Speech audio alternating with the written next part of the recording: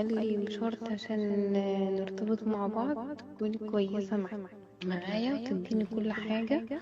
حاجة زي ايه؟ ان انا اعمل علاقة حميمة على التليفون. وافقتي ان انت عشان هو تعملي معاه علاقة جنسية عن طريق التليفون؟ اه لو وافقتي بده هو هيكمل معاكي ويجي يتقدم لك. راح قال لي انا مش هينفع كده، انت كده بتخليني ان انا ابص بره. لازم نمشي غلط عشان انا ربنا، يعني امشي غلط عشان الدنيا تتيسر معايا.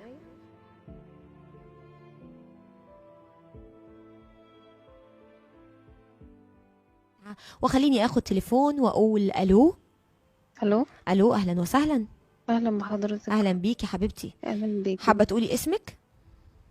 اسمي مها. يا مها، اهلا بيكي يا مها. اهلا قولي لي يا بحضرتك. مها، مشكلتك ايه؟ مشكلتي كنت بحب شاب ليا فترة 5 سنوات مع مم. بعضينا. مم. وبعدين بعد الفترة دي كل واحد راح لحاله بسبب موضوع تافه. جه حد تاني شاب يتقدم وقال لي بشرط عشان نرتبط مع بعض تكوني كويسة معايا وتديني كل حاجة. حاجة زي ايه؟ ان انا اعمل علاقة حميمة على التليفون. لما رفضت راح قال لي كل واحد يروح لحاله، انا مش هقدر ادخل الباب من بابه. يعني انت يا مها، انت عندك كام سنه يا مها الاول؟ عندي 26 سنة. 26 سنه. ارتبطتي في الاول بواحد 5 سنين وبعد كده ما حصلش نصيب بينكم وكان ارتباط بينك وبينه بس؟ اه. تمام. بعد كده جالك واحد اتقدم لك رسمي، دخل البيت؟ لا، كان كلام بس. كلامه كان لو انا وافقت بالكلام اللي هو بيقول عليه. وافقتي ان انت عشان هو تعملي معاه علاقه جنسيه عن طريق التليفون؟ اه لو وافقتي بده هو هيكمل هيدخل. معاكي ويجي يتقدم لك؟ لما انا رفضت عشان خاطر بقول له حرام وانا ما اقدرش اغضب ربنا. اه. راح قال لي انا مش هينفع كده، انت كده بتخليني ان انا ابص بره. اه، يعني هو شايف ان انت كده مش هتنفعيه. اه، يعني كده مش امم. بديله كل حاجة وفي نفس الوقت هو ممكن يبص بره، يعني امم. ده تفكيره. اما انا تفكيري لا، حرام، انا مش هقدر اعمل كده. جميل جميل يا مها، ربنا يبارك فيك يا رب. فين بقى سؤالك؟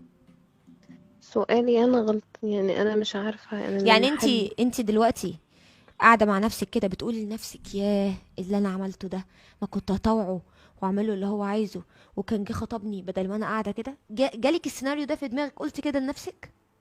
لا، انا بقول ليه انا لما بعمل حاجة صح امم. يعني ما بلاقي الناس ضدي يعني. اه، ليه مش لازم لاقيه امشي الناس اللي غلط. شبهك؟ ليه امشي؟ لازم امشي غلط عشان انا ربنا، يعني امشي غلط اه. عشان الدنيا تتيسر معايا. هو انت ده شايفه؟ تفكيري. طب انت شايفه حد حواليكي مشي غلط والدنيا متيسره معاه؟ في ناس كتير كده ماشية حواليها امم. غلط وعادي طب معلش يا بيتجوزوا مها، وكده. التيسير من وجهة نظرك ايه؟ ان انت ايه. تتخطبي؟ التيسير من وجهة نظرك، انا بدردش معاكي، احنا اه. اخوات يعني. التيسير من وجهة نظرك ايه؟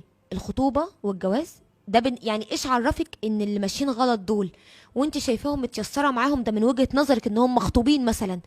ايش مم. عرفك ان هو ده التيسير وهو ده الفرحة؟ مش يمكن يكون ربنا مبتليهم وهم مش عارفين؟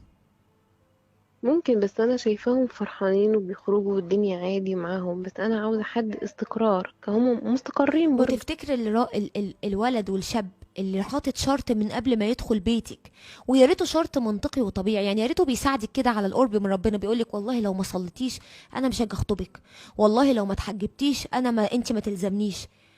لو تفتكر الشخص اللي بيحط شرط بيقولك بيه انت تعملي علاقة محرمة معايا، ده كان يصلح يكون زوج؟ لا، ما ده كانش كان كزوج. هيفرحك؟ تفتكري يا ما كان هيفرحك؟ لا، ما بيفرحنيش، بس انا بتمنى، يعني انا بحاول ان انا اقول له صلي صوم. ابدا افراد ربنا، حاسه هم اللي بيمشوا غلط، مش عارفه ليه. يبقى مش العيب فيكي. اوعي الغلط لما يزيد من حواليك يشككك انت في نفسك وفي ايمانك.